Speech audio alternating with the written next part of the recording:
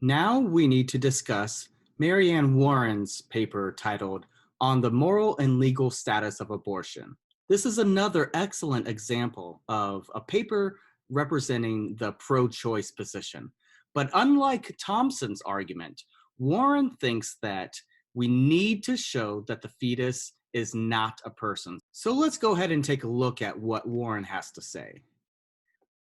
All right, so the first thing we want to say is Warren's position is that the permissibility of abortion depends upon whether or not the fetus is a person. So Warren is definitely going to be in a disagreement with Thompson on this point. But Warren still thinks that abortion is morally permissible. So Warren and Thompson both argue in support of the pro-choice position, but they do so in very different ways.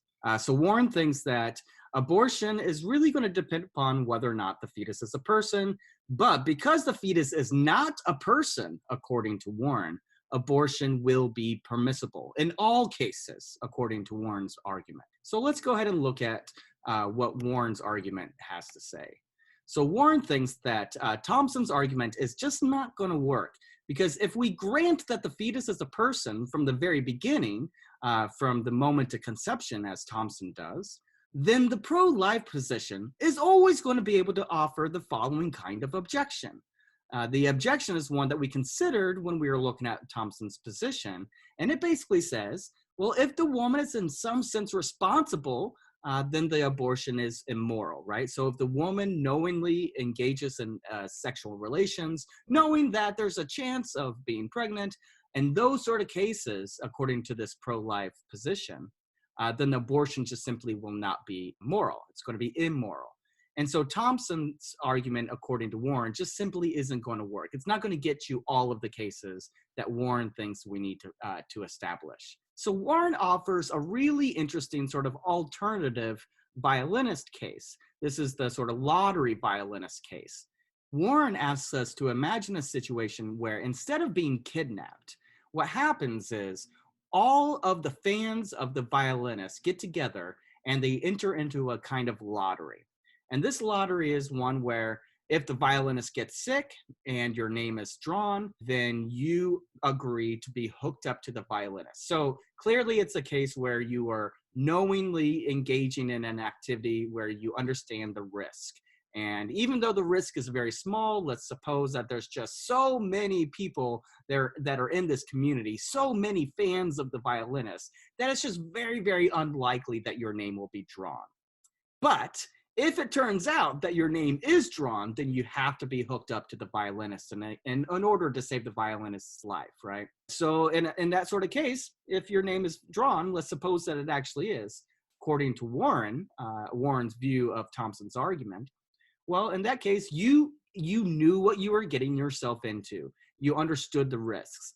And so you have to submit yourself to the violinist. Warren thinks that this sort of a case is a really great illustration of what happens in the case of abortion and a woman who knowingly engages in a sexual relation, understanding the risks of becoming pregnant, even if the woman is using contraception. Right. So Warren thinks that Thompson's argument just isn't going to work. We need some other kind of an argument, at least in the sort of cases that we typically are interested in, those sort of cases where the woman is at least in some sense responsible. And so for this reason, Warren thinks that we actually have to show that the fetus is not a person, that's the way in which we're going to show that abortion is morally permissible in all cases. So according to Warren, this alternative lottery version of the violinist case provides us really good grounds to reject Thompson's argument.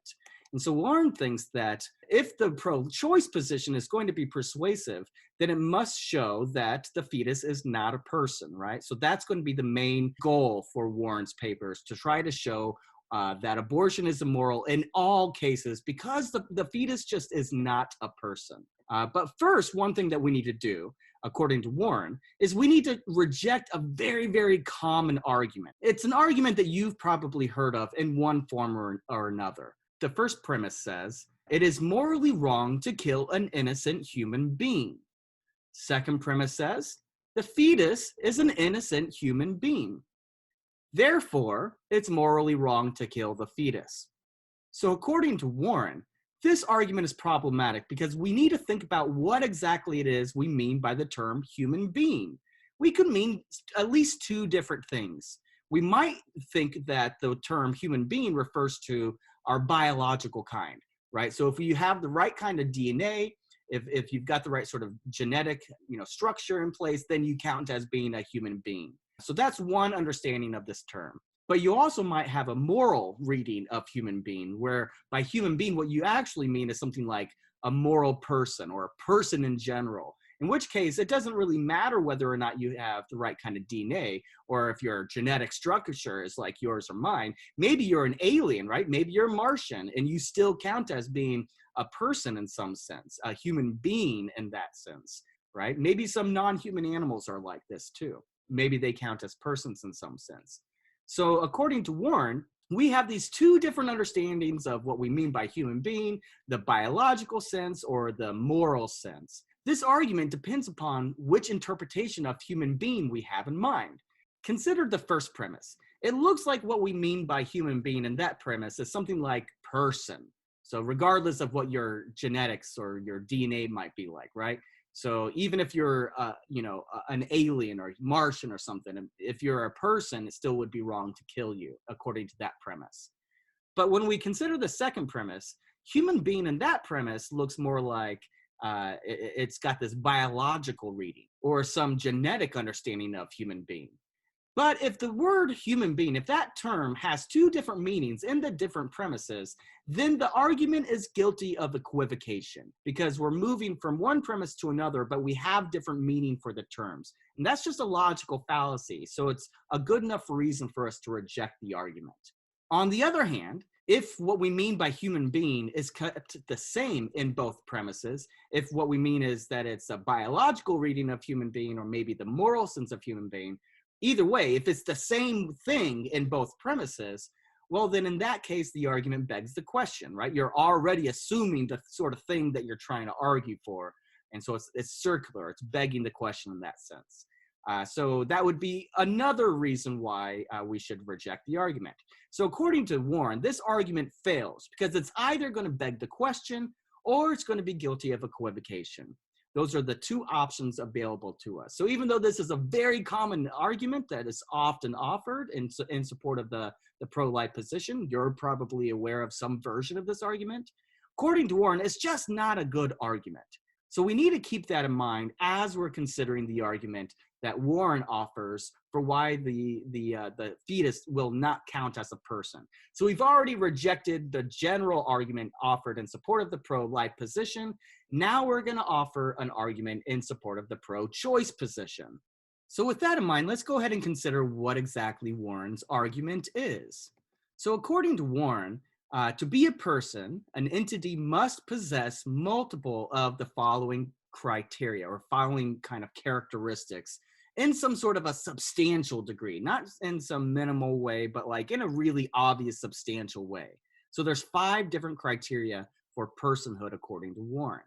The 5 different criteria are the following: consciousness, especially this sort of capacity to feel pain, this sort of sentience of being able to recognize your pain or your suffering in some sort of situation.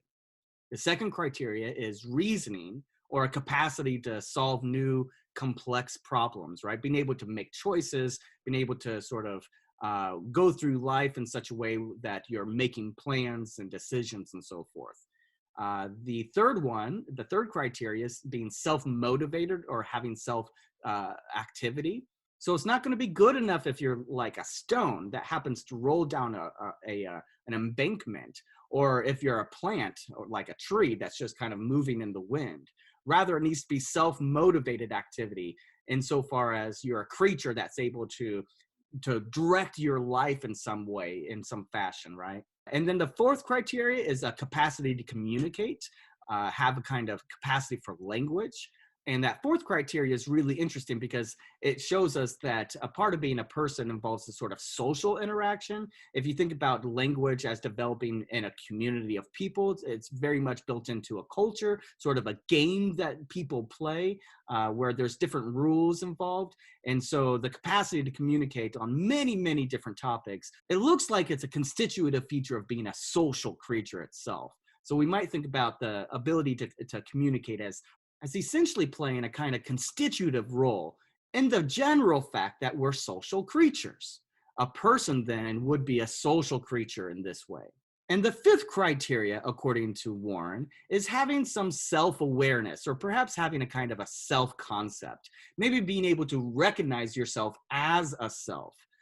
So this is going to be another sort of constitutive feature of being a person, right? You're not going to be a person if you don't recognize yourself as a self or having some sort of self-awareness, having a concept of a self. So this is going to be really essential insofar as you're a person. Now, according to Warren, these are not supposed to be understood as necessary and sufficient conditions. It's not even clear that they're necessary conditions. And you definitely have to have these different criteria in some substantial degree. It's not going to be good enough. It's just some minimal level, right?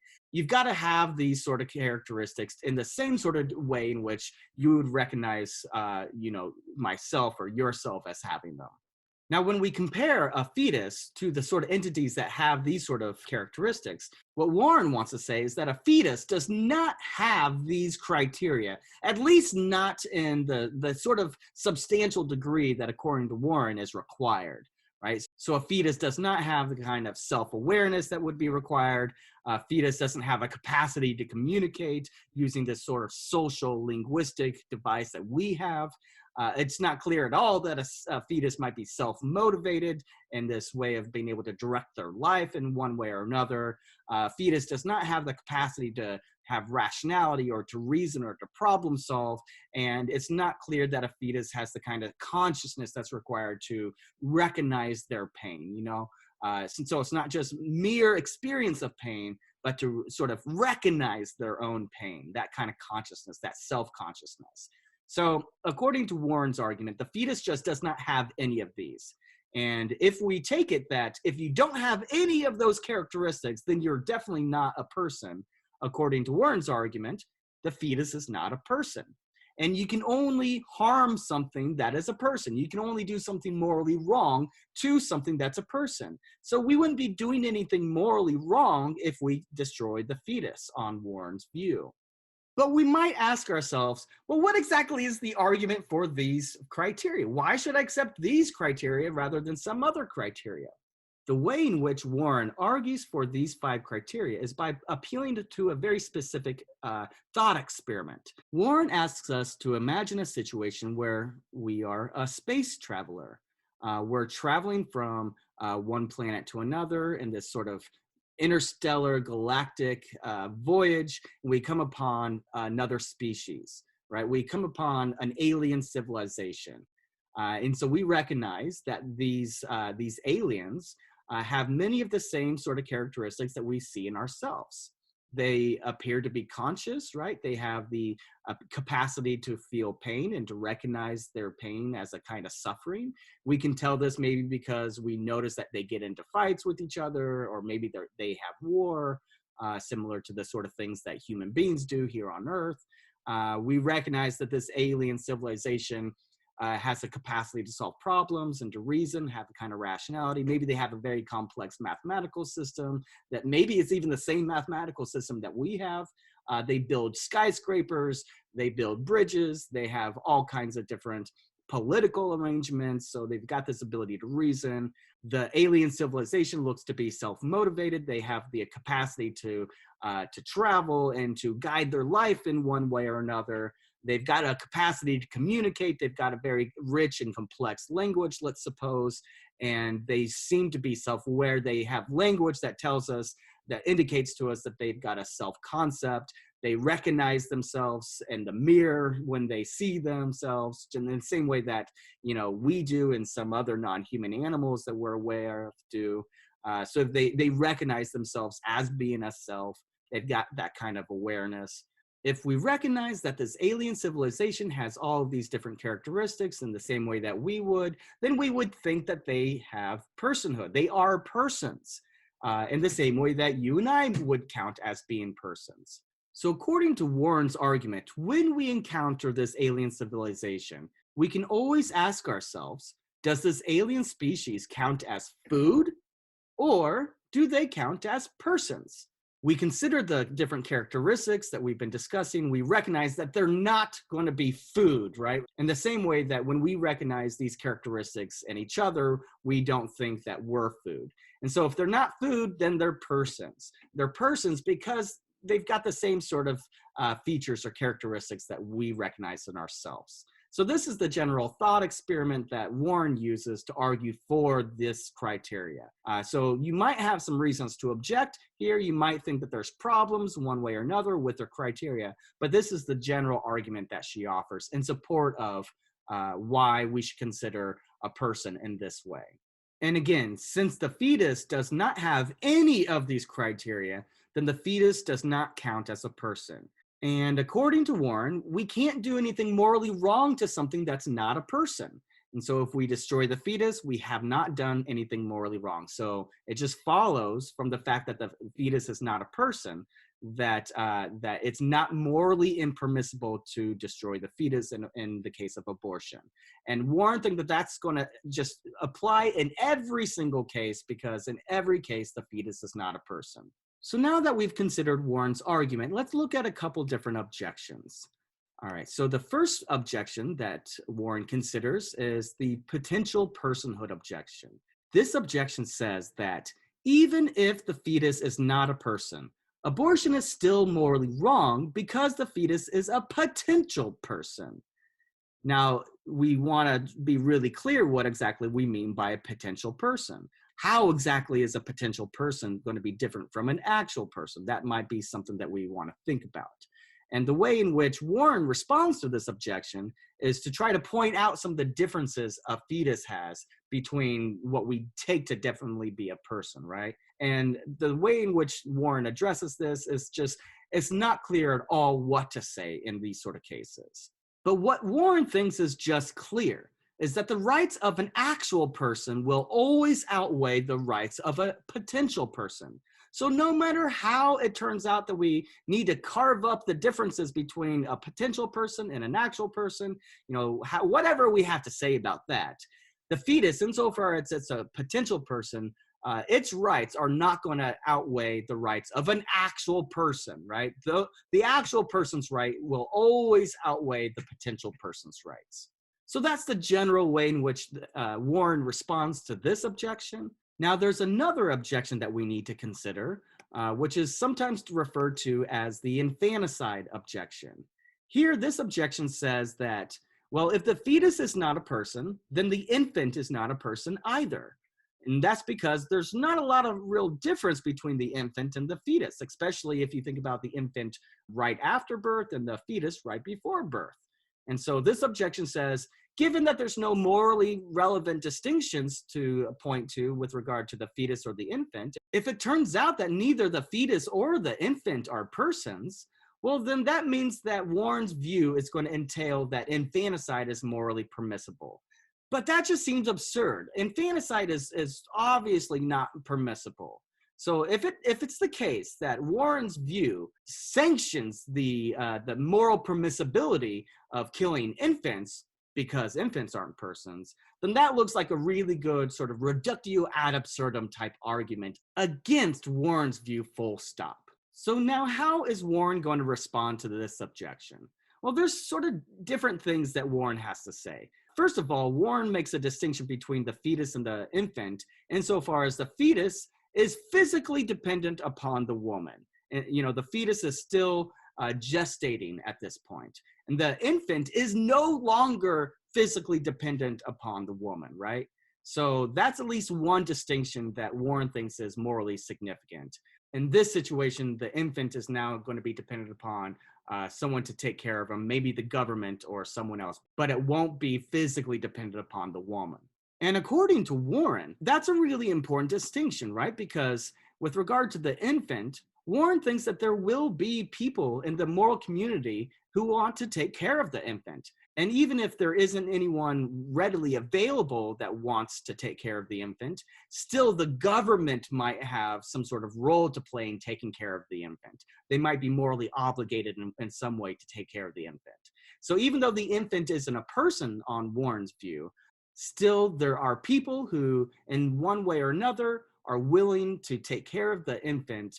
And that's a good enough reason, according to Warren's view, for why infanticide would not be morally permissible, even though the infant is not a person. In fact, one way in which Warren puts this point is infanticide would actually deprive people of the ability to take care of the infant, or, for those people who want to adopt the infant, if we killed the infant, that would deprive those people of being able to exercise what they desire to do. It would, in some sense, deprive them of their ability to exercise their autonomy. Now, Warren also, in a sense, compares the infant to a valuable piece of artwork, right? So even though an artwork is not a person, insofar as the piece of artwork is an inanimate object that doesn't meet any of the 5 criteria that Warren claims is required for personhood, still there are people in the moral community that value the artwork. They appreciate the artwork. And so it would be morally wrong for us to go and destroy that valuable piece of artwork, because we would be harming other people in the moral community, right? So in the same sense, it would be morally wrong for us to kill the infant, because there's people in the moral community that value the infant. Now, we need to be careful here, because Warren is not saying that either the infant or the fetus are equivalent to a piece of artwork. The point is simply that the artwork is not a person. And even though the artwork is not a person, that doesn't mean that we can't value it. And it might be morally wrong for us to destroy it, right? Now, another point that we need to think about here is what Warren says with regard to whether or not it would be okay to destroy the fetus if it was possible to remove the fetus from the woman's womb without killing it. Notice that Warren says if it was possible for us to remove the fetus from the human womb without killing the fetus, then the woman would never have a right to the death of the fetus. That looks like a pretty important point, because you might think that something like ectogenesis, this future technology, would allow us to remove the fetus from the human womb without killing it and without violating the woman's right to autonomy. So that's another issue that we're going to talk about in a different module, but I want you to be thinking about it, because it looks like Warren allows for this possibility. Warren certainly thinks that the fetus would be just like the infant if you could remove it from the womb without killing it. So in the same way that people in the moral community might want to take care of an infant, they also might want to take care of the fetus if we could remove it in this way. But we'll talk about that point in a different module.